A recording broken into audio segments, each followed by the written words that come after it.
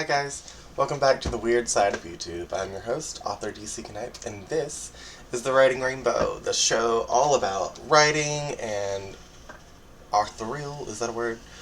Being an author and being a writer and being a poet. Sometimes I talk about other people's writing, sometimes I talk about my writing. Today I am talking about my writing, and I am doing an Authortube Oldie tag. If you haven't seen my Authortube newbie tag, I think it's here, maybe? It's somewhere up there right now. And as you can tell, Lucy is here. And I don't know if you guys saw the post, but The Exorcist Acolyte is back up for free download on my website, link in description. It is a horror novella, religious horror, taking the traditional tropes, classic tropes of demonic possession and exorcism and twisting them. It's queer, it's gay as fuck. Apparently it's too offensive to publish. I tried to self-publish it through Lulu, which has a global distribution option, and I wanted to do that, to have it on like iTunes, iBookstore, Amazon, Barnes & Noble. They said it was too offensive towards Christians, so I knew it was offensive, but I didn't realize that it was unpublishable. So yeah, you can just buy it for free. If you don't, I don't think it's offensive really. It's a warning about the darkness that could spread if the religious right get in power in America. But with that being said, if you're interested in that, download it. It is horror, it is terrifying, it is dark. If you're not interested in that, I have a lot of other light, happy content for you coming up, including Dream, my debut novel, which I am remaking currently. And today, the Authortube Oldie tag, not newbie tag, the Authortube Oldie tag is 10 questions, and I don't know where I found it. I found it on Google, and someone had the questions like on Pinterest just randomly, and I couldn't find a source for it. So if you made this tag, I'm sorry. Leave a comment and I'll give you credit in the description. But let's get started.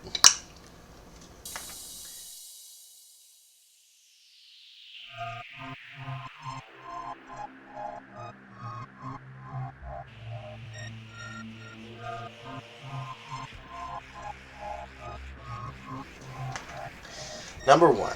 How long have you had your Authortube channel? I'm looking that up right now. Since July 29th of 2020, I made it to market my debut novel, Dream, which back then was called Dream, a surreal and psychedelic gay romance novel. The publisher wanted that title. I do not like it. It is from now on going to be called Dream, a modern queer fairy tale. Although the new version has not been released, I'm still changing it. 2. What aspect of writing have you improved since joining? Everything. Not only do I have an Authortube channel, I also do BookTube stuff. I also read a lot more than I used to, which I used to read a lot anyway, especially during my childhood. I was one of those kids that read like 100 books a summer for the free pizza from Pizza Hut. And I loved reading anyway. The pizza was just a bonus. But like, in my teenage years, I went through some kind of depression, like a lot of teenagers do, and I just didn't enjoy the things that I once did. And now, as an adult, I'm getting back into the kind of nostalgic things I used to really enjoy, one of them being reading all kinds of books, from children's books to like horror, Stephen King, to like fantasy, really anything. I picked up Lord of the Rings for the first time this year, and it's like the whole series, and I'm starting with The Hobbit, and it's crazy. But yeah, I picked up Lord of the Rings starting with The Hobbit, and it's crazy how much more stuff they pack into books than movies. When I was younger, I knew that people complained a lot about like things missing from adaptation in movies, but I never really read books and then watched the movies. I usually either just watched the movies or read the books.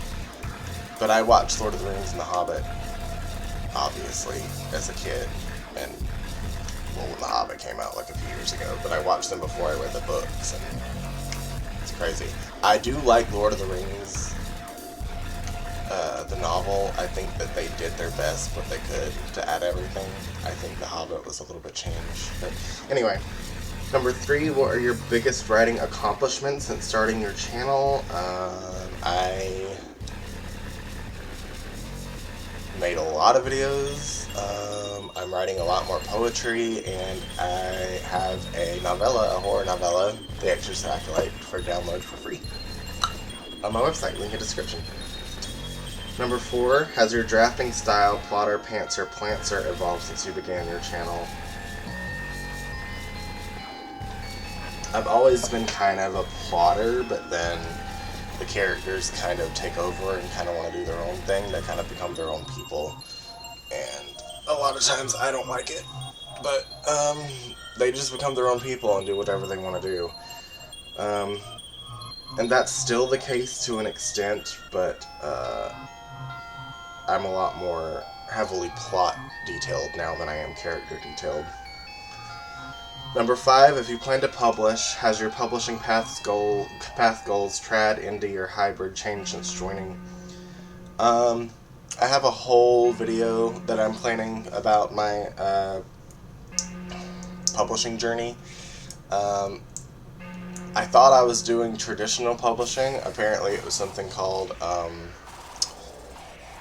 vanity publishing, which I have a whole video planned on, and then I was going to go back to Lulu, but apparently Lulu finds my dire warnings about Christianity and republicanism and conservatism to be offensive, so they won't publish Exorcist Acolyte. But, you know, that's fine. I still want to be traditionally published, even if it's by an indie publisher. There is a publishing company that I'm looking at. They're just not taking any, submissions right now, which is fine. I'm joined their newsletter, and as soon as they open that back up, I'm going to pitch Dream to them. Number 6, what is something writing or channel related you've learned the hard way?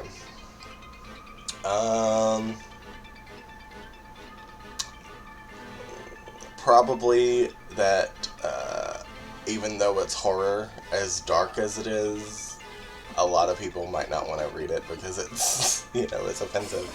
But that's fine. You don't have to read it. It's for free. I'm not making any money off of it.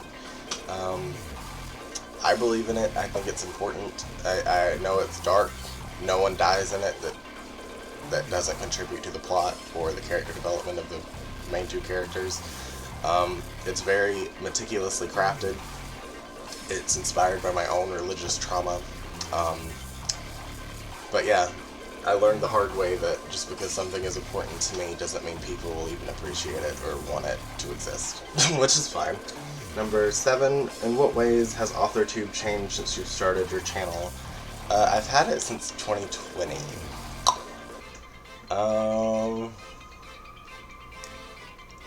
There's a lot more, like, live readings I've noticed of people reading their favorite books, like a readathon, and when I first started doing that, no one was doing it. I call them Let's Reads because I do Let's Plays as well. Usually people were just reviewing really popular books, which usually I don't really like popular books, like anything by Sarah J. Maas, I just can't get into. They were just reviewing books and doing like lists, summer to be read lists and stuff like that, and now a lot of people are doing like Let's Reads, which is cool.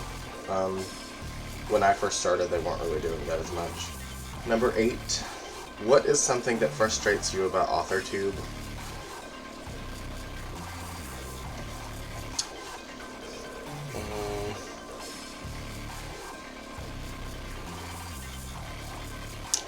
I don't really know. A lot of Authortube channels, like I said, do live readings now because obviously readers and writers cross paths, but a lot of them are just book trailers. They don't really do anything.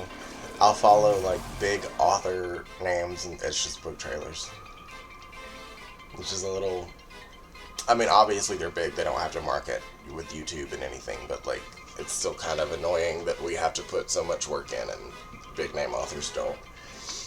Number 9, what is your hope for the future of Authortube? My hope for the future of Authortube is that we all come together.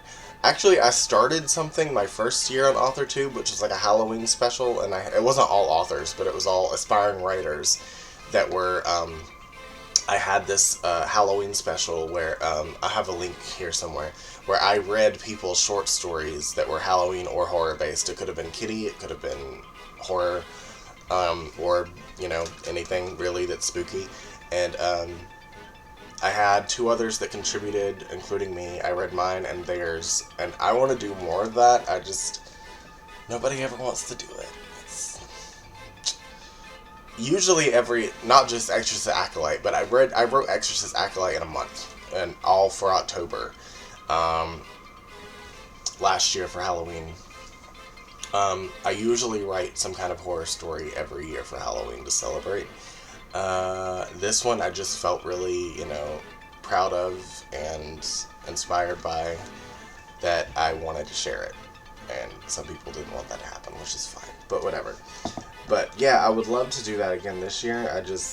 It's hard for me to get people to sign up for it because, and I get it. I don't like having Exorcist Acolyte up for free, but you know, people don't want to work for free, and I get that. People don't want to work for getting your name out there and stuff, and especially from somebody like me that only has 190 followers on YouTube, you're not going to get many eyes on it anyway. So I understand, I get it, but I just wish it could happen. Number 10, share some oldie wisdom for newbie Authortubers. Do what you can, market. I do this thing where I play video games on mine as well, and I also read other people's writing when it has to do with something that I'm marketing. Like if I'm marketing Exorcist Acolyte, I'm going to be reading horror or playing a horror game and then being like, if you like this, you might like my story. But I don't know if that's a good idea, because some people will come to your channel just for the games, and other people will come to your channel just for your writing and your reading, and they might get frustrated when they get something else. Excuse me. And I get that the algorithm is confused and doesn't know where to push me, and that might be why I'm still only at 190 subscribers in my 4th year. So maybe don't do that. But I might change it next year depending on how it does. If it's not like completely fucked my algorithm up completely and I'm screwed, and I might have to start over. But you know, that's fine. I also do like writing advice videos. I did a NaNoWriMo survival guide, which apparently NaNoWriMo isn't happening anymore because of some bad shit that occurred, but I do writing advice sometimes. But my biggest piece of writing advice is just write what you want. Write what you don't see in books. I write what I don't see in books. Sometimes you're gonna catch some people that feel the same way. Other times you're going to be like me, and people are not going to want your book to exist, which is fine. I get it, but like, it's also reflective of reality, and if you don't want to see that in a book, I understand. But it's also, you're living in a world where that exists. So, and is going to exist, and is going to get progressively worse if we don't do something about it soon. But,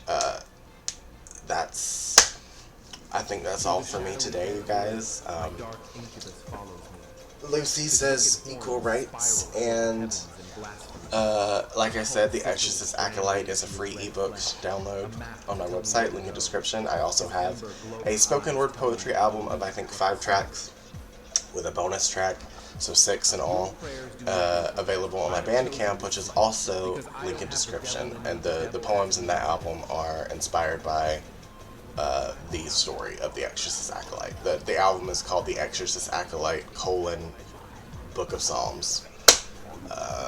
A lot of people are going to find my marketing for this book very blasphemous, which is fine, because I think at some point, like protesters and people that want to make a change and make the world a better place, sometimes we have to be blasphemous to get people's attention.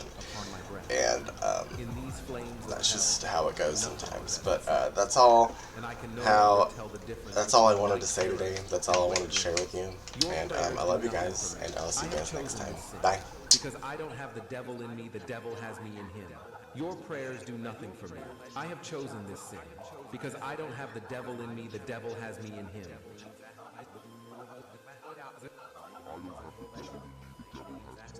God has already sent me my guardian angel. What's it matter if he's fallen? Aren't you happy to see me smile, sated, and no longer sullen? His strong, massive, leathery wings protect me. Indeed, he shields me from your